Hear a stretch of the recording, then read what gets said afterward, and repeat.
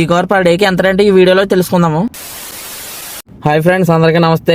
Matter ఏంటంటే ఈ car ని రెంట్ కి తీసుకొచ్చి ఇప్పటికి 2 months 9 days అవుతుంది. అంటే దగ్గరగా 70 రోజులు అవుతుంది. అంటే దీనికి పర్ డే కి కాస్ట్ 5 KD తీసుకుంటారు. అంటే దీనికి అన్ని కార్లకి ఒకలాగే ఉంటదని కాదు.